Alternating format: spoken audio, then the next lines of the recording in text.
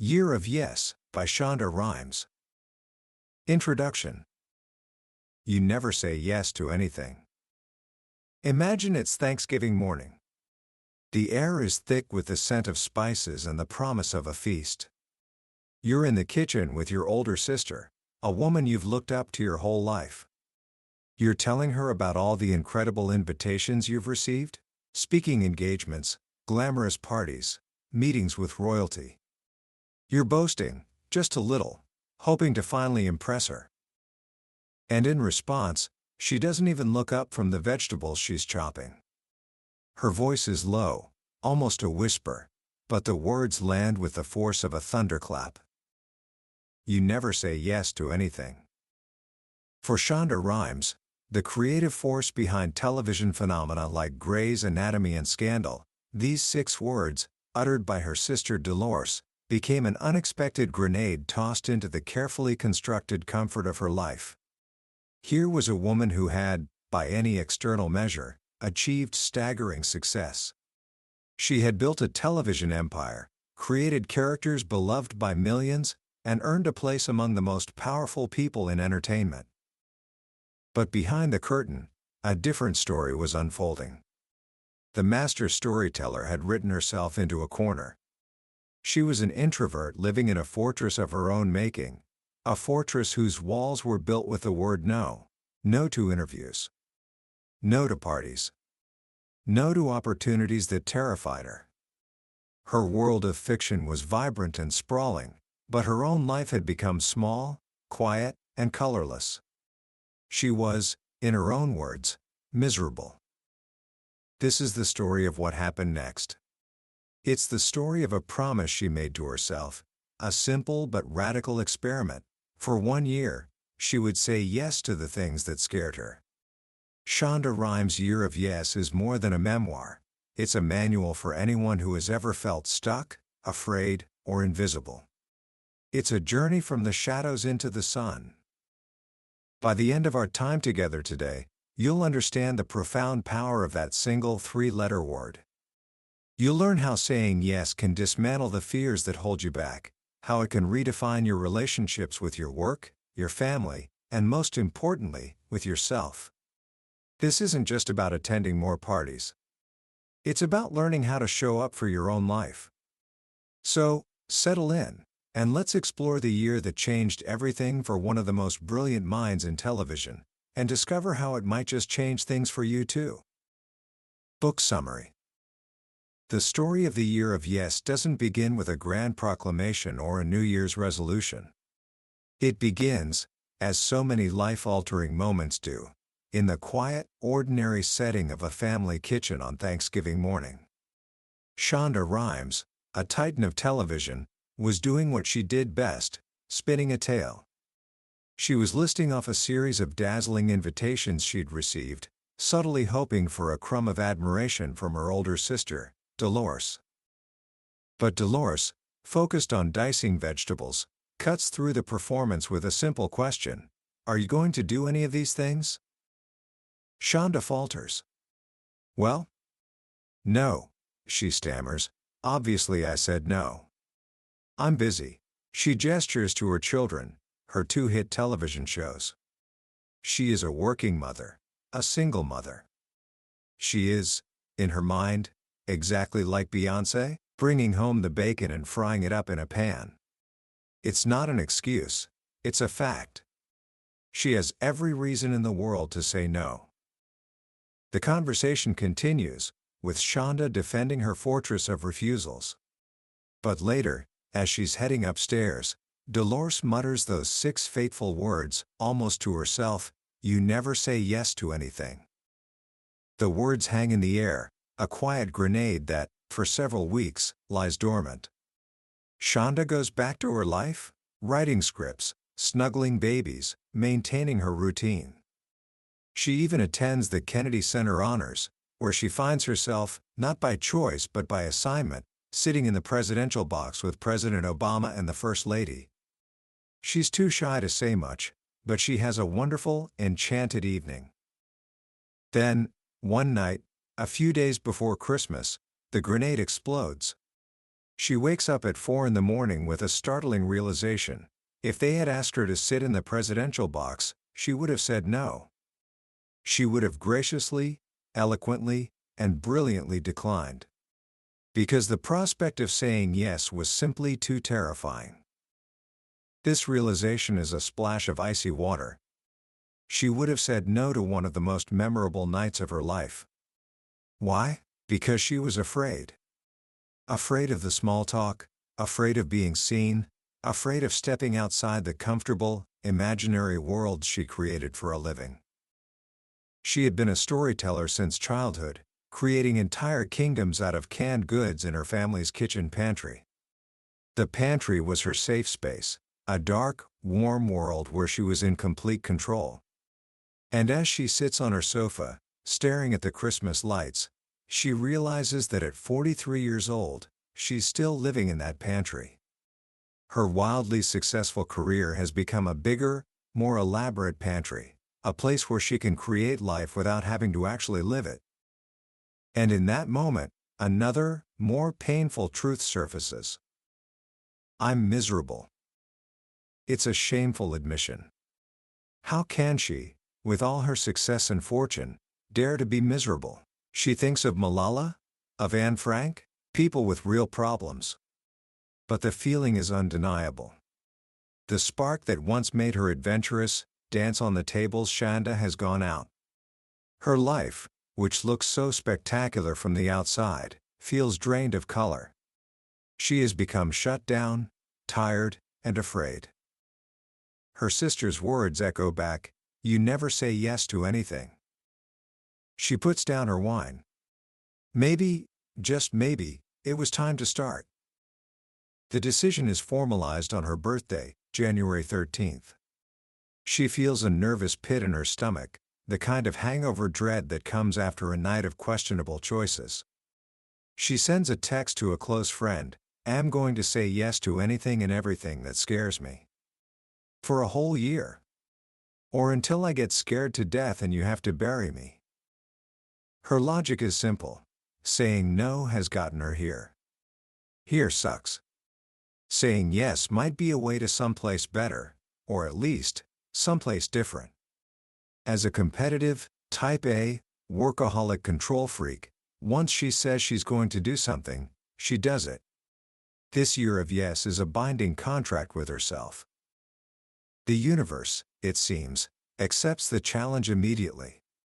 A week later, the president of her alma mater, Dartmouth College, calls. He wants her to give the commencement speech. A 20-minute speech in front of 10,000 people. The roar in her ears is deafening. The old Shonda would have crafted a beautiful no, but this is the new Shonda. The year of yes Shonda. Yes, she says. Yes. She hangs up, files the date away in her calendar, 6 months from now, a lifetime away, and tries to forget about it. She doesn't know it yet, but the universe has a much more immediate, and perhaps even more terrifying, test in store for her. A test named Jimmy Kimmel. Shonda had a publicist for one primary reason: to make sure she never had to do any publicity. Being an introvert in Hollywood is a strange contradiction. The town assumes everyone craves the spotlight, that people would line up to sit on a toilet on live TV for the exposure. But for Shonda, public appearances were a form of torture.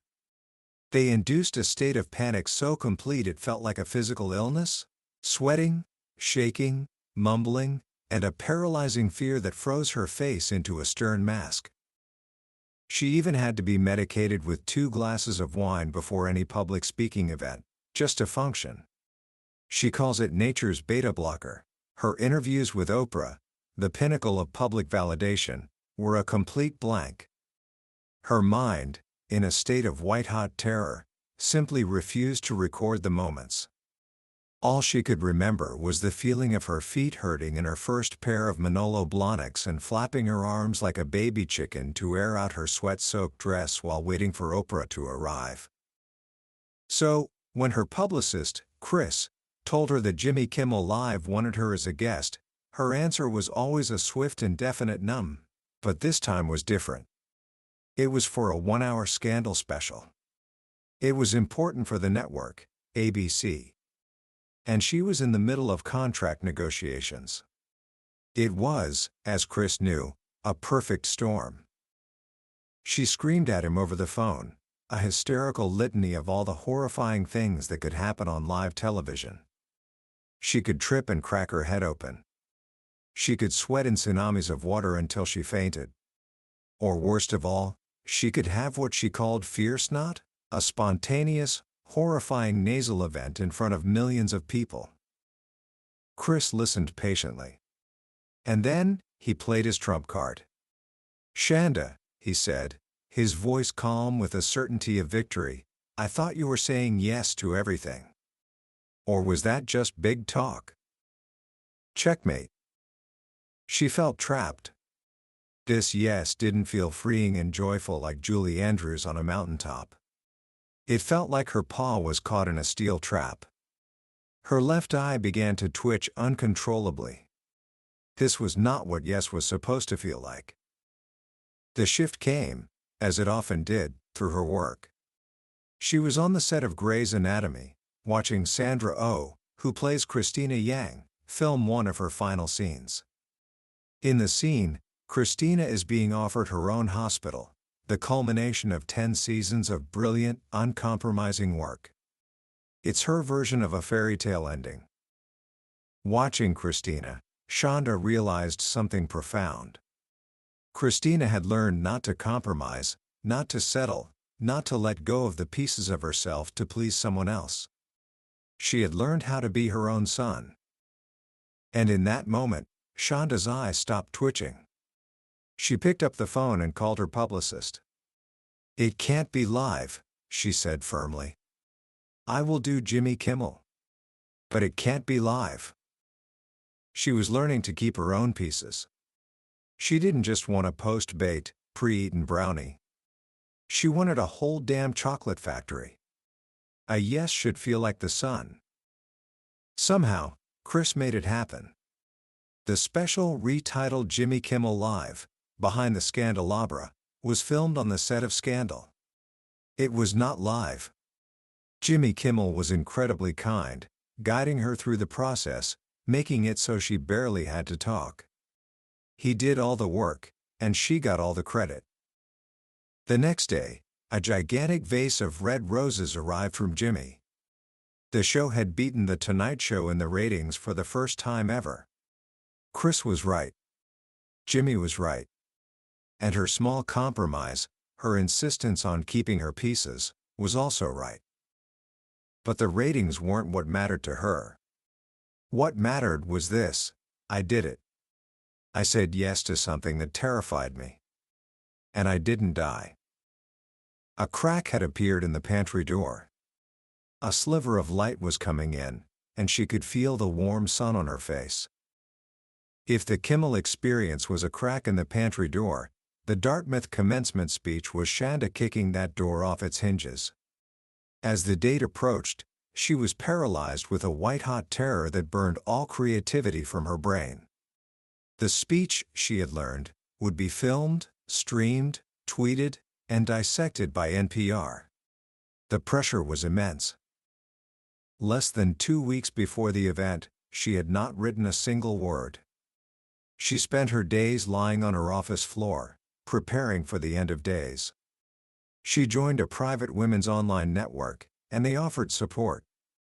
They told her to power pose like Wonder Woman, standing with legs wide, chin up, hands on hips, a practice scientifically shown to improve confidence. They also told her the worst thing that could happen was that she'd crap her pants on stage, and since that was unlikely, she'd be fine. Surprisingly, this helped. She started writing bits and pieces on scraps of paper. But the speech she wrote was all athlete talk, her term for the bland, non-controversial, smiling performance athletes give in post-game interviews. It was witty and smart, but there was nothing of her in it. It was another magic trick, another way of speaking without being heard. On the plane to New Hampshire, she read it over and knew she couldn't deliver it. This speech was not a yes, She tucked it into a folder on her laptop labeled CR App and started over. What she wrote next was raw, honest, and sometimes inappropriate. It was her. If she was going to say yes to this, she might as well say yes to being herself. The morning of the graduation, she stood at her hotel window, looking at the podium. She waited for the familiar tsunami of panic, but it never came. She was nervous, but that was all. As she stepped up to the podium and looked out at the sea of graduating students, she didn't see a terrifying audience. She saw herself, 20 years earlier, sitting in those same chairs, filled with the same uncertainty and fear. And in that moment of connection, her own fear vanished. For the first time in her life, she stood on a stage and spoke as herself, and she felt joy. She told the graduates that dreams are for losers.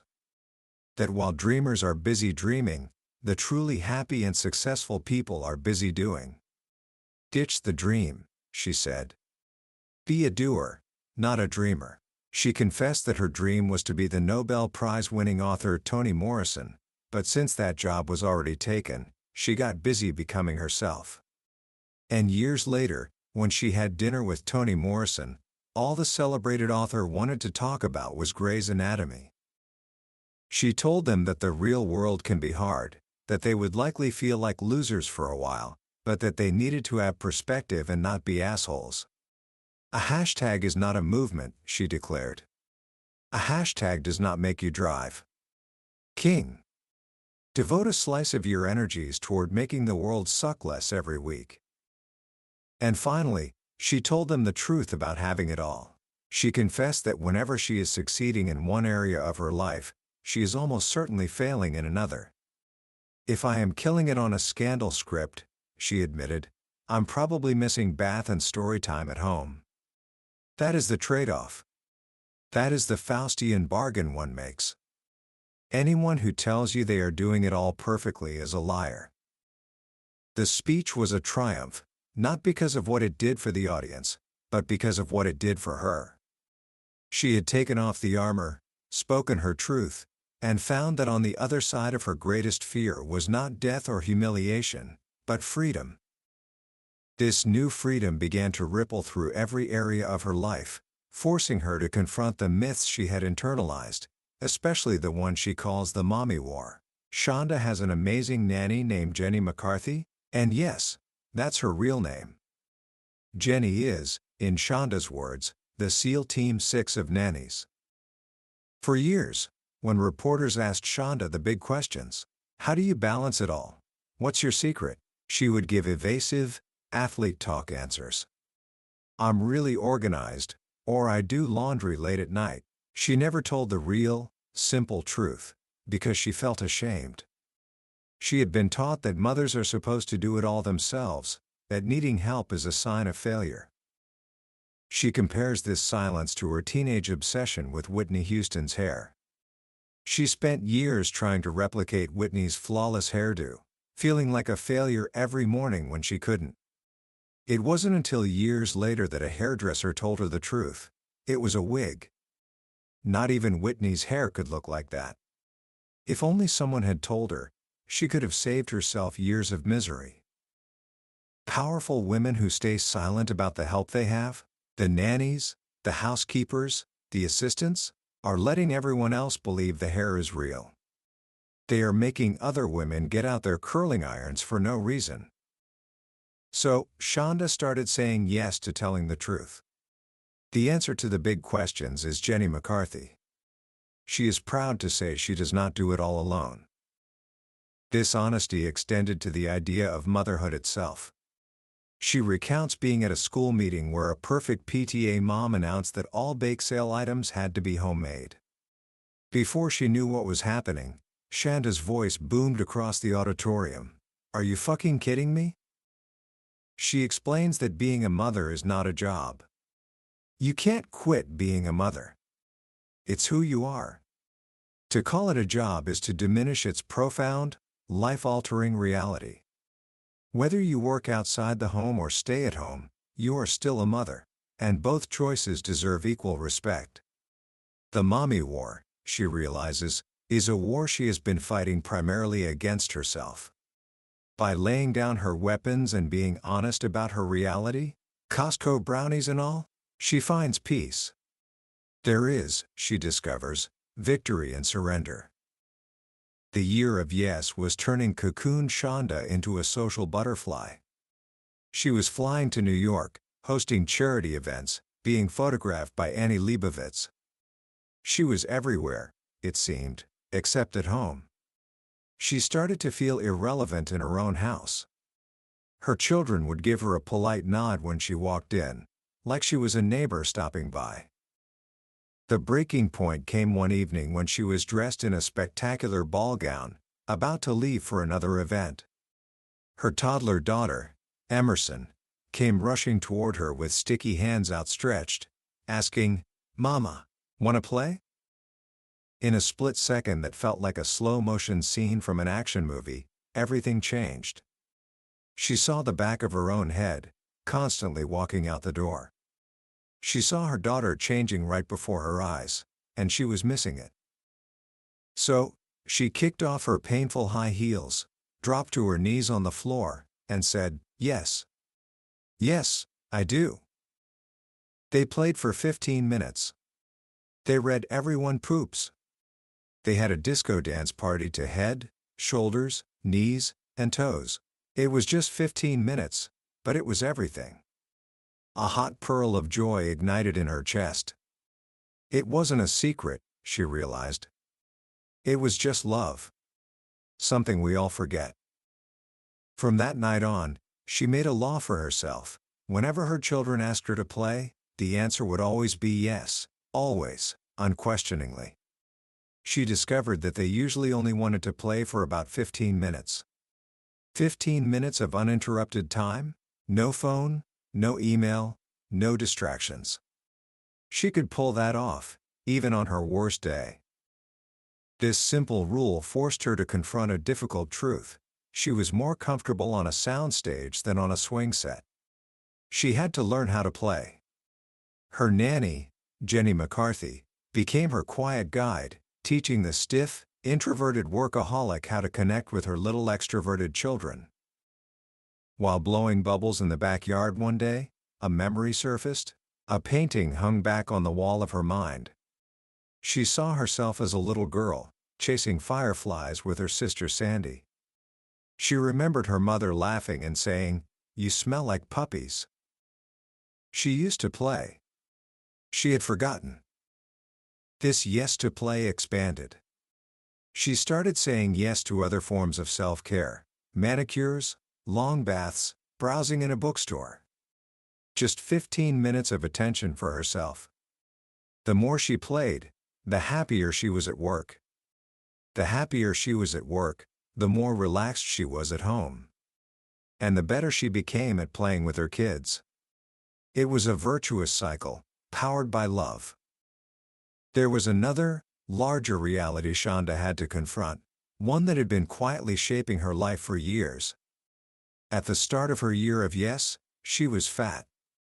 Not chubby or plus size. Obese.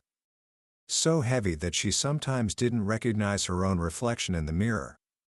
Her knees hurt, her joints ached, and she was on high blood pressure medication. This wasn't just about appearance. It was about how she felt. Her body was not a comfortable home for her brain anymore. The weight gain had happened gradually, coinciding with her retreat from the world. Success became a cruel joke. The more shows she had, the more she sat at a desk or in an editing room. The pressure mounted, especially as a first. Only, different, or FOD, she was one of the few black women running a television empire, and she felt the weight of that responsibility. She had to be twice as good to get half as much, and she wanted it all. So she worked 4 times as hard. Food became her magic. It numbed the stress, the fear, the exhaustion. Red wine, buttered popcorn, macaroni and cheese with bacon in it, they were a delicious spell to make the feelings go away. Being fat worked for her. It was a security system, A way to become invisible, a container to carry her brain around in without anyone paying too much attention to the container. The moment of truth came on an airplane. The seatbelt in first class wouldn't buckle. She had two choices: ask the flight attendant for a seatbelt extender and face the public humiliation, or fly without one and risk plummeting to her death, taking hundreds of innocent people with her. She chose death. She sat through the entire flight from New York, unbuckled, a knot of shame and terror in her stomach. That was the bottom. She knew something had to change. Lying in bed a few days later, she had a breakthrough. She realized that food was her magic, her way of putting a comforting layer on top of all the feelings she didn't want to deal with. But she was no longer okay with being dead inside. The year of yes had made her antsy. Being numb no longer suited her. She decided to say yes to her health. But she did it with brutal honesty. She told herself, losing weight will bring you no joy. It will kick your ass and stomp you to the ground. Once she accepted that it was going to suck, it became tolerable. She didn't follow a specific diet. She just ate less of everything. She moved more every day. She drank a lot of water. And most importantly, she started listening to her body, eating only when she was truly hungry and only what she was truly craving. The weight came off. Almost 100 pounds in the first year, and more after that. Her world began to change. She could gallop down a hallway with her kids on her back and not be winded. She started to care about clothes. But the biggest change was internal. The fat had been a suit of armor, a way to hide. Now, she was getting comfortable being seen. She was realizing that a part of her wanted to be seen. And that it was okay. One of the hardest yeses for Shonda was learning to accept a compliment. At a dinner celebrating women in television, she watched as one powerful, accomplished woman after another deflected praise. They would shake their heads, duck, or laugh with embarrassment, as if being told you're awesome was a tragedy. Shonda realized she did the same thing. She couldn't handle it either. What, she wondered, was wrong with them? With her? She decided to yes it. For the rest of the year, whenever someone gave her a compliment, she would simply say, "Thank you," smile, and shut up. No apologies, no deflections, no "I'm just so lucky" speeches. She explains that lucky is a word she detests. Lucky implies I didn't do anything, she says. Lucky implies something was given to me that I did not earn. Don't call me lucky. Call me a badass. This practice of accepting praise is part of a larger goal, the pursuit of badassery. Badassery, she defines, is the practice of knowing, accepting, and celebrating one's own accomplishments and gifts. It's living life with swagger. It's what Serena Williams does when she walks onto a tennis court. She doesn't apologize for being the best. Shonda realizes that for years, she had been hiding her light, making herself smaller so others wouldn't feel uncomfortable. It was a habit she learned as a nerdy, shy, chubby kid. But it was making her unhappy. The ultimate test of her newfound badassery comes when Mindy Kaling asks her to do a cameo on her show, The Mindy Project. The idea of acting, of being seen in this way, is terrifying. But she says yes. And when the episode airs, she does the boldest thing of all. She watches it. In real time. She looks at herself on the screen and thinks, not bad. Actually kind of amazing and incredible, words her young daughters made up. She is learning to own her marvelousness, to stop apologizing for it. She is learning to swagger. The year of yes was about saying yes to opportunities, but Shonda soon discovered its most powerful application was saying yes to herself. And sometimes, saying yes to yourself means saying no to other people. No is a word she had always struggled with in her personal life. At work, she was a gladiator, fearless in defending her creative vision. But in her private life, she was a people pleaser, terrified of conflict. The moment her shows became successful, people came out of the woodwork asking for jobs, money, and favors. And she found it nearly impossible to say no. The climax of this struggle came when a friend, let's call her Laura, asked for a very large sum of money. The amount was staggering, and the request was casual. Shonda was paralyzed with anxiety.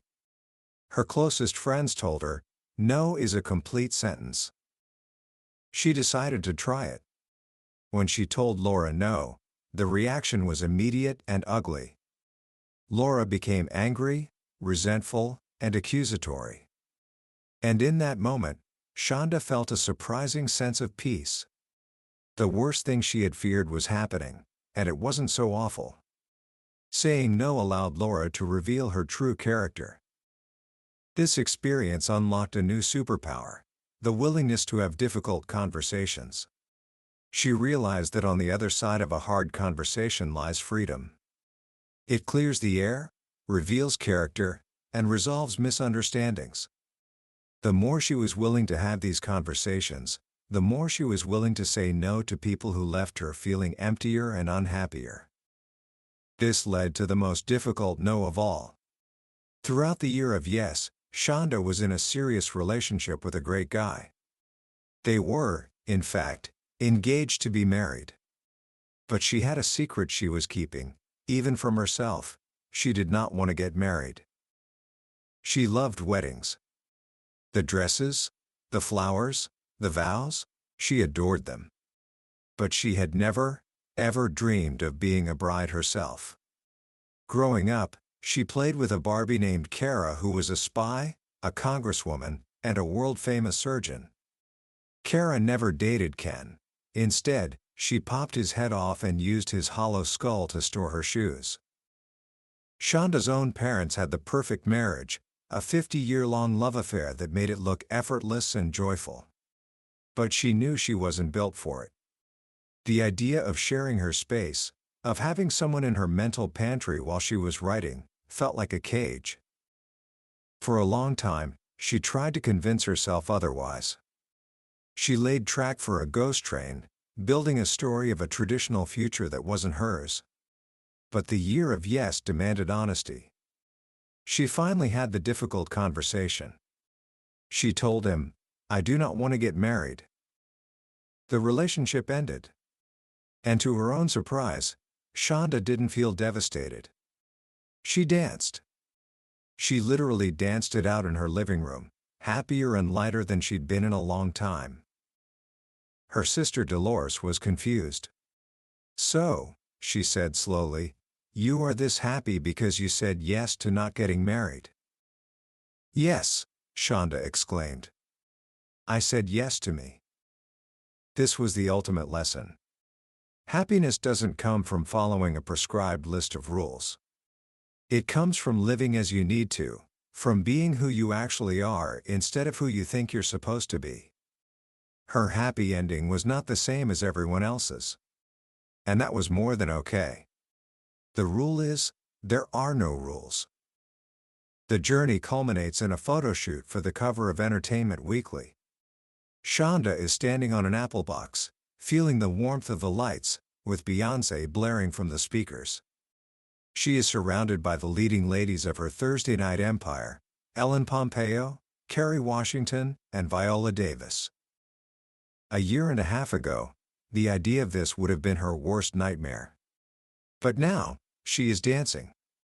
The photographer, James White, shouts at her over the music, "You are beautiful." He says it like it's a foregone conclusion.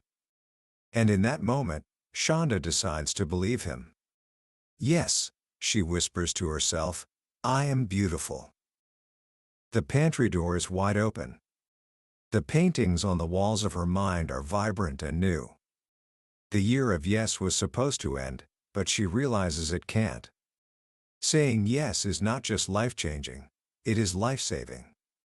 It's a continuous climb up the mountain, seeking the next view, breathing the rare air, and always, always dancing in the sun. Commentary.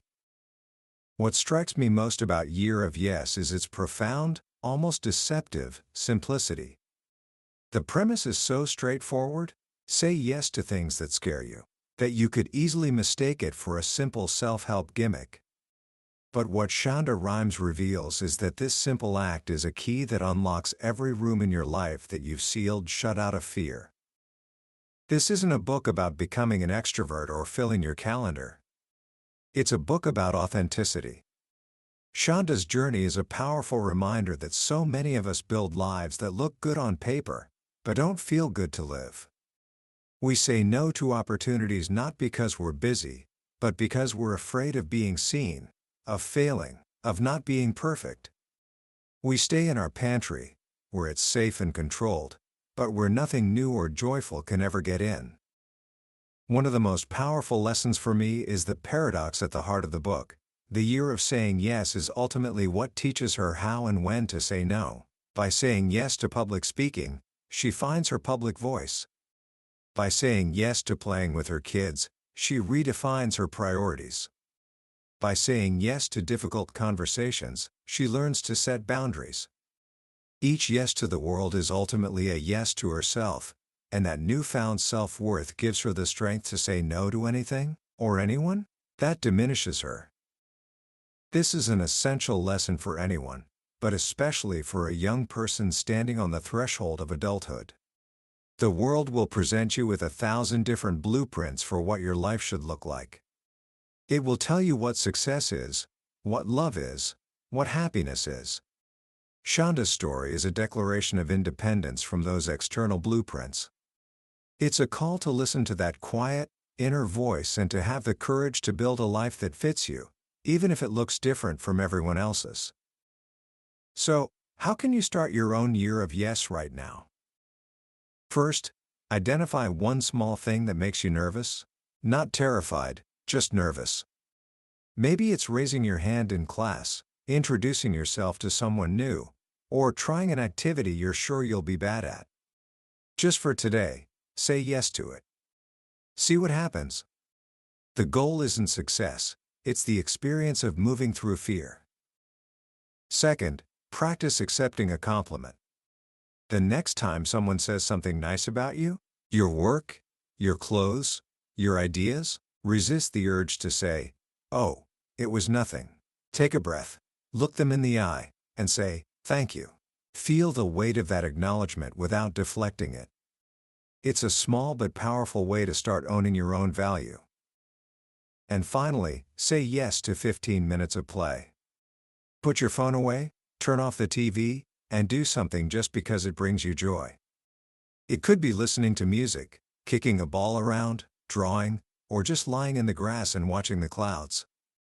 Reconnect with that part of you that doesn't need to be productive, just present. We've journeyed through the heart of Shonda's year, but a map is never the same as the territory. The real transformation, the feeling of standing in your own sun, comes from walking the path yourself. A summary can show you the highlights, but the book itself allows you to feel the fear, the struggle, and the ultimate triumph in a much deeper way. If any part of Shonda's story has sparked something in you, I encourage you to pick up a copy. Reading it isn't just about learning a new idea, it's an experience that can genuinely change the way you see the possibilities in your own life. You can find a link to the book in the description below. Also, if this story resonated with you, I'd be honored if you would join our community of curious minds by liking this video and subscribing to the channel. Together, we'll continue to unlock the wisdom hidden on the bookshelves of the world's most incredible thinkers. Let's keep growing together.